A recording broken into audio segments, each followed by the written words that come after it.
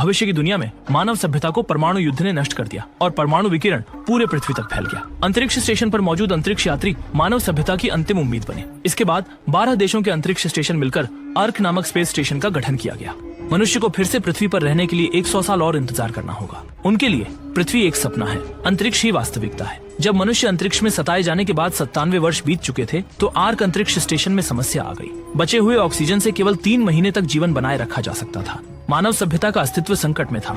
इसलिए आर्क परिषद ने फैसला किया कि 100 किशोर अपराधियों को प्रयोग के रूप में धरती पर भेजा जाए। एक तो इससे पृथ्वी के पारिस्थितिकीय वातावरण का परीक्षण हो सके और दूसरा अंतरिक्ष स्टेशन के संसाधनों का नुकसान कम हो सके। ये बच्चों के लिए भी एक नए जीवन का अवसर होगा, क्योंकि इसमें अर्क पर चाहे आपने कोई भी अपराध किया हो, आपको मृत्यु दंड दिया जाएगा जब तक कि आप 18 वर्ष से कम उम्र के न हो। उच्च स्तर द्वारा सावधानी पूर्वक चयन के बाद लैंडिंग साइट को व्हिसर माउंटेन पर स्थापित किया गया, जो एक परित्यक्त सैन्य अड्डा है। वहाँ पर्याप्त खाद्य सामग्री संग्रहित है जो कम से कम 6 वर्ष तक उनकी जीविका चला सकती है। यदि पृथ्वी मानव के लिए उपयुक्त रहती है तो अर्क और लोगों को नीचे भेज सकता है। उतरते समय पुराने और बिगड़े हुए लैंडिंग कैप्सूल में खराबी आ गई, जिससे वे निर्धारित मार्ग से भटक गए और वे फॉरआर्क से संपर्क खो बैठे। लैंडिंग कैप्सूल के अंदर तुरंत अफरा तफरी मच गई। 2 टीम के सदस्य जिन्होंने सीट बेल्ट नहीं बांधी थी अभी धरती पर उतरे भी नहीं थे कि उनकी मृत्यु हो गई।